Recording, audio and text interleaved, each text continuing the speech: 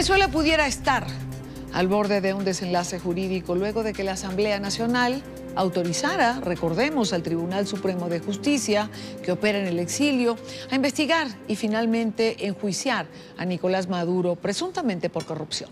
Según el ex magistrado venezolano Perkin Rocha, el máximo tribunal ha solicitado la orden de captura internacional en contra de Maduro.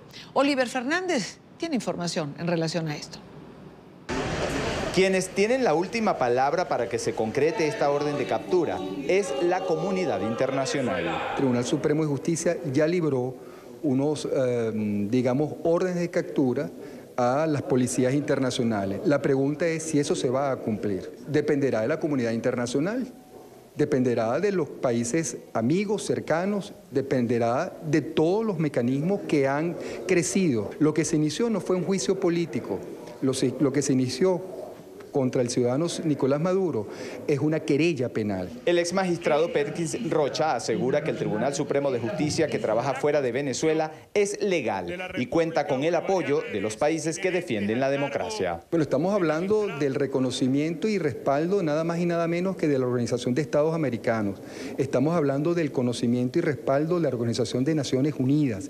Estamos hablando del Parlamento Europeo. Estamos hablando de países individuales como Colombia, como Panamá. Estamos hablando incluso de Suiza, que brindó todos sus datos de la banca suiza, madre del secreto bancario, puso a la vista todas las cuentas corrientes que existen de personeros ligados al régimen venezolano. El artículo 380 del Código Orgánico Procesal Penal habla de un efecto inmediato cuando se le abre un juicio al presidente. A pesar de no perder su investidura, queda suspendido de sus funciones. Él simplemente pierde la ejecución, la materialización de ese acto y, en segundo lugar, la inhabilitación. En pocas palabras, para decirlo de una manera común, el ciudadano Nicolás Maduro Moros no puede firmar ya como presidente. Su firma ya no compromete a la República Bolivariana de Venezuela en lo nominal. Mientras tanto, el Departamento del Tesoro norteamericano considera que los acreedores públicos o privados que proporcionen financiamiento al gobierno de Maduro están prestando a un régimen que carece de legitimidad. Esto es una decisión ya tomada por el mundo. Hay un desconocimiento y una calificación de dictadura, no hay Estado de Derecho, no están los elementos establecidos de la Carta Democrática Interamericana. Para los venezolanos, el daño que se le ha hecho al país no se puede ocultar. Él es una persona que le ha hecho mucho daño a este país y debe pagar. Yo estoy de acuerdo con eso. Yo creo que se debiera de ir por vergüenza, tener un poco de vergüenza e irse él solito. Detenido, ya hace tiempo que tenía que estar detenido. El Congreso mexicano tampoco reconocerá las elecciones presidenciales del 20 de mayo por considerar que no están dadas las condiciones.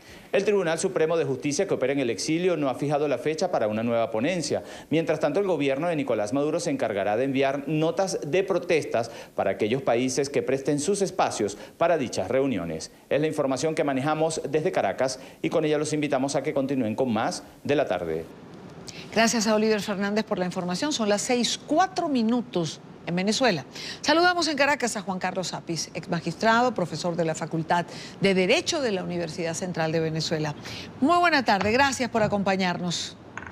Hola, Idania, ¿cómo estás? Buenas tardes. Buenas tardes, doctor Apis. Un gusto tenerlo en el programa.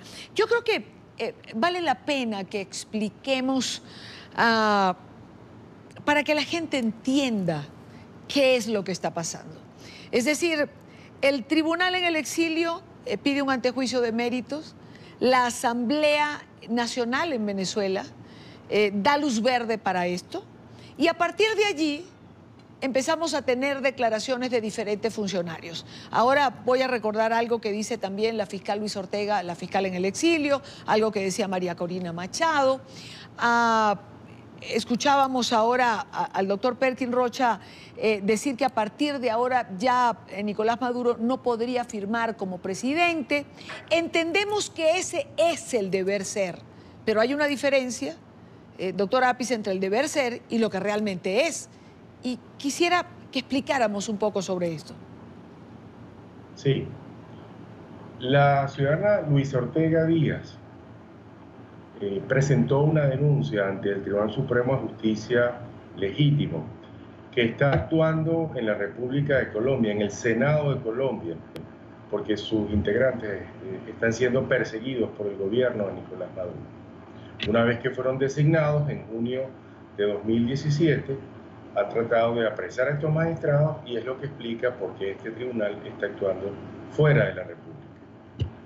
La ciudadana Luis Ortega Díaz presenta una denuncia de hechos de corrupción, financiamiento de la campaña electoral de Nicolás Maduro a través de la constructora Odebrecht, que se contrataron 13 obras, la línea 5 del Metro de los Teques, la línea 2 del Metro de Caracas, el proyecto del Aeropuerto Internacional de Maiquetía, el Metrocable de Petare, el Metrocable de Mariche, el Metrocable de Antímano, el Tren Caracas-La Guaira, es decir, una serie de obras que fueron contratadas, se la cancelaron a la constructora Odebrecht y no han sido concluidas esas obras. Bueno, el Tribunal Supremo de Justicia, legítimo, y digo que es legítimo porque sus integrantes fueron designados por el órgano que debe designarlos, que es la Asamblea Nacional. Designó 13 titulares, 20 suplentes. Este tribunal se integra plenamente una vez que los magistrados en Caracas del Tribunal Supremo de Justicia ponen su cargo a la orden de la Asamblea Nacional Constituyente, cosa que desdice lo que la Constitución establece, que los magistrados del Tribunal Supremo solo se deben a la Constitución y a la ley. Bueno, se ha entendido por los magistrados de este Tribunal Supremo de Justicia legítimo que estos magistrados renunciaron. En consecuencia, ellos asumen plenamente, tanto los titulares como los suplentes, su condición de magistrado del Tribunal Supremo de Justicia, y es lo que les permite conocer la denuncia por hechos de corrupción presentada por Luis Ortega Díaz, que aún sigue siendo fiscal general de la República. ¿Por qué? Porque es la fiscal designada por la Asamblea Nacional y solo la Asamblea Nacional puede removerla. Este antejuicio de mérito ha sido declarado con lugar por el Tribunal Supremo de Justicia legítimo y ha pasado a la Asamblea Nacional para que ésta decidiera en la semana que hoy concluye, que está por concluir, que decidiera si autoriza o no proseguir el enjuiciamiento criminal contra el ciudadano Nicolás Maduro Moros. Pues esta semana la Asamblea Nacional, con el voto favorable de más de las 2/3 partes de sus integrantes, esto es 105 votos de sus diputados, aprobó, autorizó proseguir el enjuiciamiento de Nicolás Maduro Moro por hechos de corrupción. Recordemos que cuando el Tribunal Supremo de Justicia legítimo declara con lugar el antejuicio de mérito, invoca la Convención de Palermo contra la delincuencia organizada y el tráfico de drogas, lo que hace automáticamente competente a la dependencia de la Organización de Naciones Unidas contra la delincuencia organizada y el tráfico de drogas para investigar los delitos que aquí se están conociendo en este Tribunal Supremo de Justicia. Es muy importante la decisión que se ha tomado porque establece el Código Orgánico Procesal Penal en su artículo 380 que una vez que la Asamblea Nacional acuerda proseguir el enjuiciamiento del presidente de la República, este queda suspendido e inhabilitado. Eso trae dos consecuencias. Independientemente de que el funcionario público sometido a investigación acepte o no la decisión. La primera consecuencia es que a partir de la autorización que ha dado la Asamblea Nacional, el presidente Maduro queda suspendido, inhabilitado y por ende debe separarse del ejercicio de su cargo. De tal manera que cualquier acto que haga Nicolás Maduro a partir de la autorización de la Asamblea Nacional es nulo, porque estaría usurpando funciones, tal como lo establece la Constitución Nacional. Cualquier función pública ejercida de esa manera, es decir, en usurpación de funciones, hace derivar cualquier acto del funcionario que así actúe de manera nula. Pero además lo más importante, si el ciudadano Nicolás Maduro se presenta a las elecciones el 20 de diciembre por estar inhabilitado, como lo establece enfáticamente el Código Orgánico Procesal Penal, su reelección también sería nula. Carecería de todo efecto ese acto de votación del 20 de mayo. La situación es sumamente compleja, y es sumamente compleja porque hay varios actores en el escenario político, tanto nacional como internacional, que estarían a la expectativa de la decisión que aquí se está tomando, particularmente la Fuerza Armada Nacional y en especial cualquiera de los países de la comunidad internacional. Recordemos, doctor Apis, que este Tribunal Supremo de Justicia, ¿sí? Es que usted ha mencionado el factor militar al que quiero ir ahora, pero yo creo que nunca mejor explicado, ha dado usted una clase de lo que ha ocurrido. Creo que era necesario explicarlo de esta manera. Por eso uno puede entender que el Departamento del Tesoro en Estados Unidos diga que Maduro no tiene legitimidad para solicitar a nombre de Venezuela algún tipo de préstamo, por ejemplo. Es que no pudiera realizar no solamente préstamos, es que no puede firmar en nombre de la República ningún contrato de interés nacional, no puede realizar ninguna negociación con ningún país ni con ninguna empresa privada. El efecto inmediato de la decisión de la Asamblea Nacional es devastador. Él queda suspendido e inhabilitado del ejercicio de su cargo según el Código Orgánico Procesal Penal. Okay. Ahora, esto es el deber ser y lo entiendo perfectamente. Creo que cualquier persona que le haya podido escuchar entiende exactamente lo que pasó allí. De el dicho al hecho, por decirlo de una forma coloquial, hay mucho trecho. Es decir, ni Maduro, ni el Ejecutivo, ni nadie que se cobije bajo la revolución bolivariana parece entender que esto es así. Es más, Tarek William Saab, el fiscal elegido por la Asamblea Constituyente, ilegítima, para ubicarme dentro del contexto de lo que usted está señalando, ha dicho que este es un acto bufo, que no tiene ningún tipo de validez. Bueno, independientemente de que el funcionario que está sometido a juicio acepte o no la decisión, sí, la ley es absolutamente clara. Seguramente me estás transmitiendo lo que perciben algunos venezolanos de que se trata de un acto simbólico, lo que está pasando con el Tribunal Supremo de Justicia Legítima. Pero es que lo que estamos ahí reconociendo al percibirlo como un acto simbólico es que en Venezuela no se vive en democracia, que en Venezuela no hay Estado de Derecho, que en Venezuela no hay un tejido institucional que permita acatar la Constitución y la ley. Eso es lo que está pasando en Venezuela, que no hay democracia, que no hay Estado de Derecho.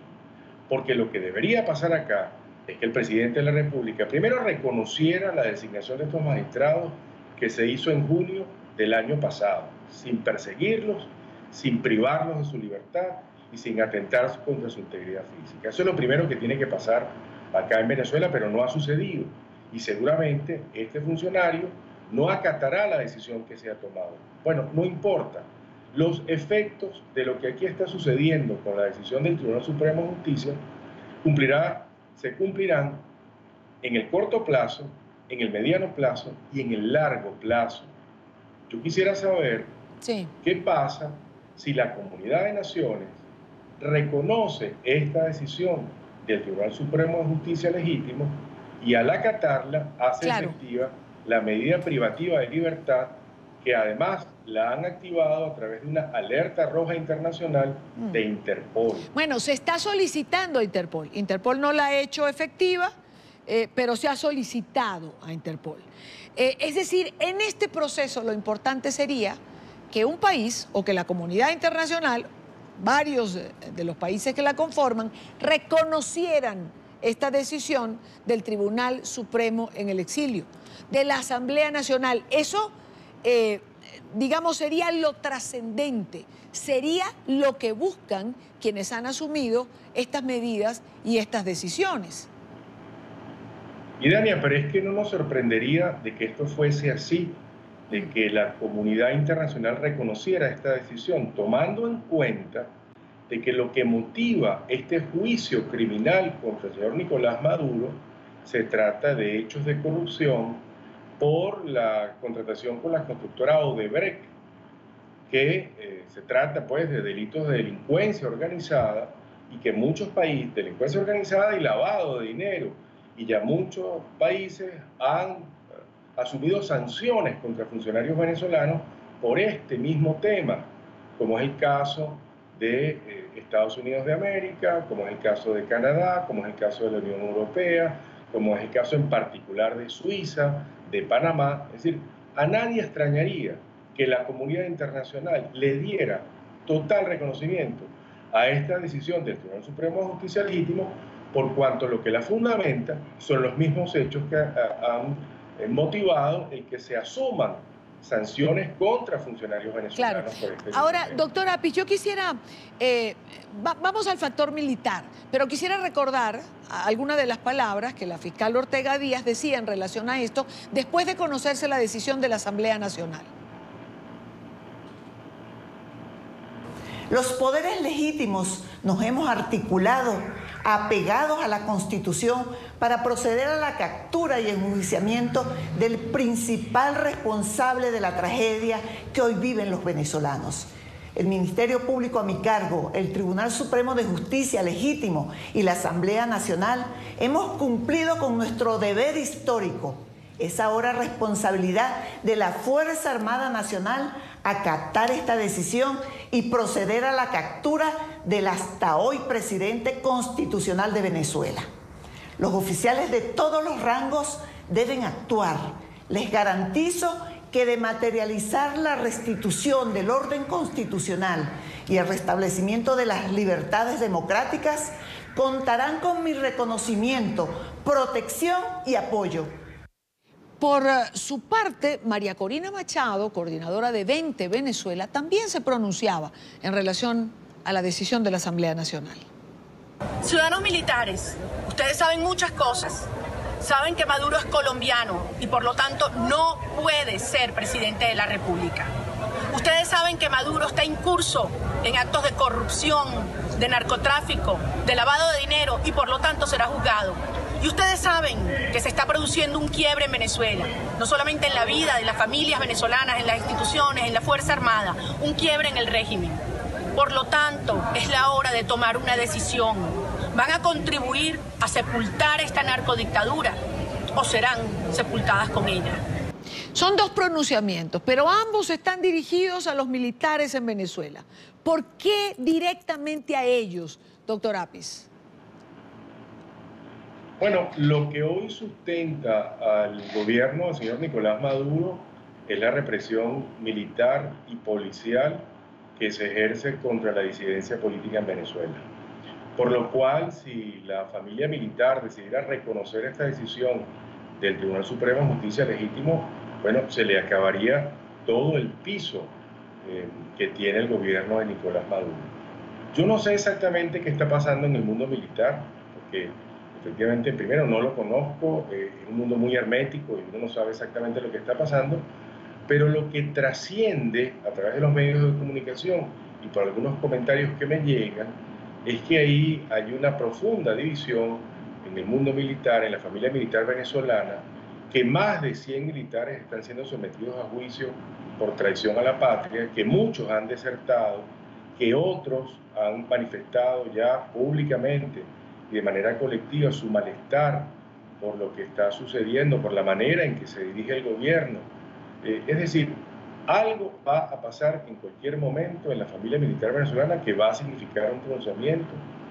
Tendremos que esperar a ver de qué se trata este pronunciamiento en las Fuerzas Armadas Nacionales, pero estoy convencido que la familia militar, como el resto de los venezolanos, vive la calamidad y el desastre económico, social y humanitario que afecta al resto de los venezolanos, por lo cual no me sorprendería que haya en cualquier momento un pronunciamiento de esa familia militar. Doctor Apis, muchísimas gracias por estar con nosotros estos minutos. Gracias a ti, Dania, por la oportunidad que me brindas.